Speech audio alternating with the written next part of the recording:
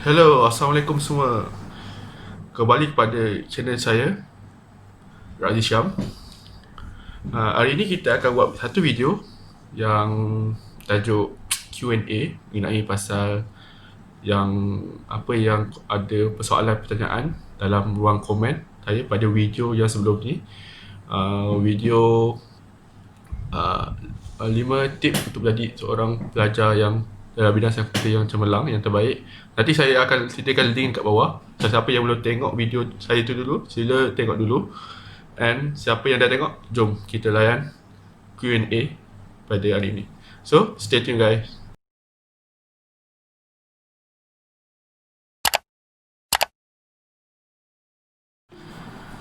Okay, kita teruskan Q&A kita yang pertama. Okay, yang saya bacakan daripada Bad Boy Zack. Hai, nak tanya, boleh ke budak aliran sastra masuk computer science? Just curious.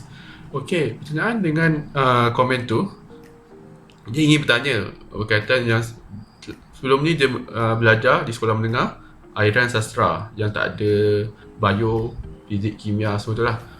Dia ada just ada sains yang biasa, lepas tu tak ada MAT. So, bila dia nak sambung belajar ke universiti, lepas tu dia nak mohon UPU tu, boleh ke dia nak mohon bahagian dalam ataupun kos bidang sains komputer dekat universiti nanti. So dari situ saya menjawab bahawa untuk ambil, kita kena tahu bahawa apa general requirement universiti tu ada untuk kita sambung dalam bidang tertentu. Kalau bidang sains komputer, dia ada requirement pada setiap universiti tu. So kita kena tengok pada setiap universiti tu, dia berbeza lah, setiap universiti dia berbeza. Ada yang tinggi, ada yang requirement dia rendah. So apa yang saya nampak, saya rumuskan kebanyakan yang kebiasaannya, sekurang-kurangnya kita dalam SPM kita, result kita kredit dalam BM, Matematik dan English. Tu kita boleh mohon. Okay, yang seterusnya daripada MGK Kill. Okay, Assalamualaikum. Thank you bagi tip ni. Sama-sama. Tapi saya nak tanya satu benda ni. Apakah kelayakan memasuki aliran sains komputer? Yang tadi saya dah terangkan berkenaan dengan kita kena tahulah setiap universiti tu dia punya general requirement dia macam mana. So dia terpulang. Maksud dia berbeza setiap universiti. So kalau adik nak masuk universiti yang mana universiti, kena tengok dulu requirement dia. So daripada requirement tu baru kita boleh mohon. Kalau kita mendapati ciri-ciri yang ada dalam requirement tu, keperluan yang untuk kita meneruskan belajar dalam bidang sains komputer, baru kita mohon. Itu je. Okey, kita pergi ke soalan yang seterusnya. Dah ketiga dah kan? Okey, saya bacakan daripada Futaba LT. Assalamualaikum. Saya nak tanya, kalau sambung asasi IT, boleh tak lepas tamat pengajian saya nak sambung pengajian saya sebagai software engineer, atau mungkin diploma sains komputer saja yang boleh sambung sebagai software engineer. So okey, daripada soalan tu, kita tahu bahawa kalau kita nak sambung, kalau kita ada bidang IT, contohnya dia ambil adik ni dia ambil asasi dalam bidang IT dekat mana-mana universiti. So dia nak sambung sebagai software engineer, ikutkan boleh software engineer. Ikutkan bidang software engineer dengan computer science tu, dia sama, cuma software engineer tu dia lebih pada implementation dengan tengok maintenance dia lebih untuk dalam computer science tu, dan programming tu dia lebih pada skala yang besar lah. Tapi computer science tu ikutkan dia ada bidang evaluation, dia ada pelbagai dalam computer science tu. Kita tengok segi critical thinking, nak selesaikan masalah, semua tu ada dalam computer science. Ikutkan bagi saya software engineer dengan software engineer dalam software dengan computer science, ada kat universiti dia tawarkan software engineer, ada kat universiti yang tawarkan computer science. So ikutkan dua-dua tu bidang yang sama. Dia tak bidang sama, cuma software engineer ni lebih kepada kita nak implement dan membuat suatu programming dari skala yang besar lah. Dia banyak lebih terperinci lah. Kalau design ni dia lebih pada kita belajar evaluation, macam ni kita nak cari alternatif lain untuk menyelesaikan satu masalah. Banyak lagi lah dalam computer science tu. Dia ada belajar dekat tanya epidemiologi semua, tapi dia lebih just analisis semua tu lah, data-data analisis semua tu. So dia lebih pada skala yang kecil. Okey, soalan yang keempat pada Q&A kita pada hari ini ialah daripada Aus Sapre. Maafkan saya kalau saya salah eja nama yang tulis komen ni. Ada belajar security ke dalam diploma in sains komputer? And ada ke dapat CJ professional? Okey, hari ni saya nak cerita sikit lah berkaitan dengan apa yang saya belajar. Time dekat universiti, saya ambil bahagian CJ degree, diploma dalam bidang sains komputer, iaitu pembangunan perisian software software development lah.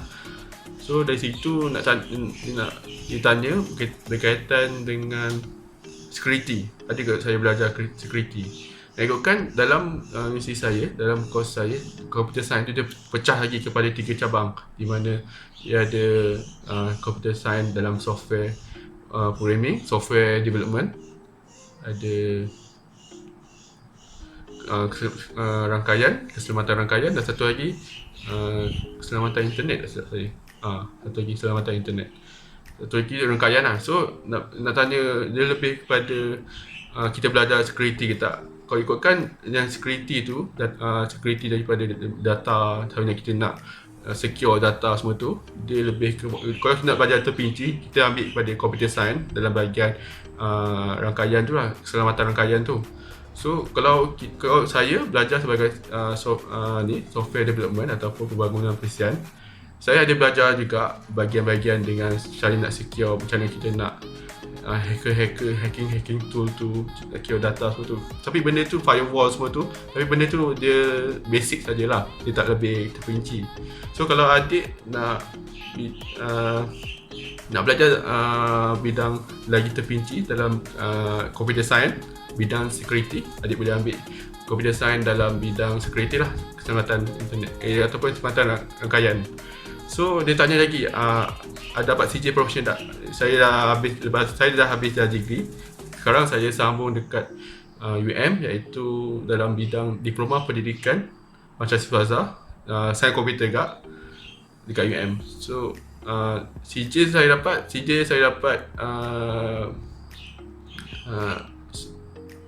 degree lah dalam bidang computer science, software development. Okey, itu je. Okey, soalan yang terakhir pada video kita hari ini. Jom kita baca.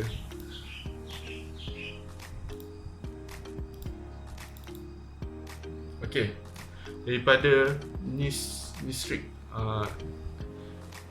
Okey, silap kalau saya salah panggil nama anda. Assalamualaikum. Assalam bang, kalau ambil sains komputer ini boleh kerja apa bang? Okey, kalau kita ambil sains komputer ni, dia nak ikutkan cabang dia luas. Kalau bidang sains komputer sendiri, dia banyak lagi dia punya pekerjaan yang ditawarkan kalau kita ambil dalam bidang sains komputer. Dia tertumpu juga pada kita juga. Kalau kan sebelum saya beritahu bahawa computer science ni dia ada banyak cabang. Kalau dia ada bidang security, dia akan kerja sebagai bidang data security lah, database analysis ataupun database security lah. Kalau bidang-bidang dia banyak bahagian dengan secure semua, firewall semua tu.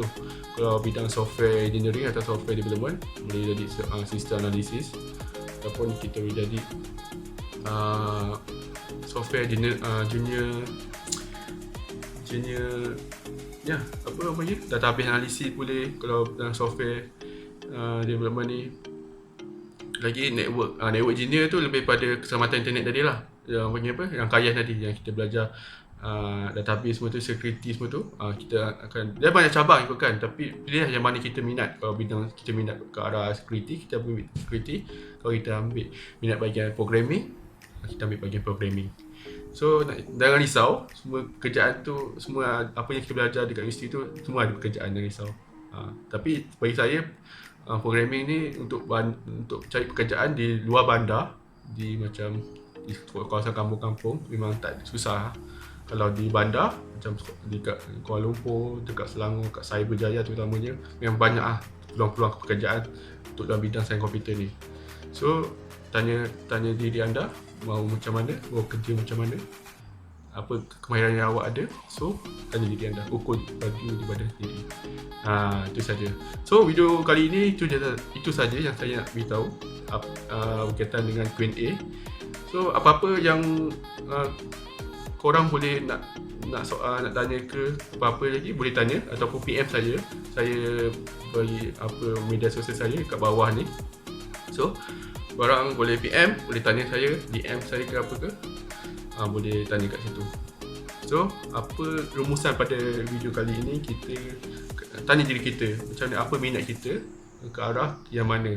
Kalau kita minat dengan komputer, kena fikirlah apa requirement, apa contoh requirement dalam general university tadi. Lepas tu requirement ataupun penyediaan kita untuk masuk dalam bidang sains komputer. Walaupun kita tak ada asas dalam bidang sains komputer, kita nak masuk bidang sains komputer tapi tak ada asas. Tapi kita tengoklah, tanya diri kita, boleh tak kita belajar cara macam pemikiran computational. Contohnya belajar menyelesaikan masalah guna AdMath contohnya. Kita itu kan belajar sains komputer ni kena power dalam AdMath. Sebab benda tu memang dia kena ada kemahiran kritis menyelesaikan masalah berpandukan matematik. So kalau anda suka AdMath, suka matematik, bolehlah masuk dalam bidang sains komputer ni. Kalau anda suka macam minat gadget semua tu, boleh juga masuk dalam sains komputer ni. So tak ada masalah. So pula pada anda. Kalau anda semua ataupun awak semua nak minat, willing untuk belajar semua benda boleh okey lah. So tak ada masalah. So pula pada anda, tanya diri anda semua. Okey, itu saja pada video hari ini.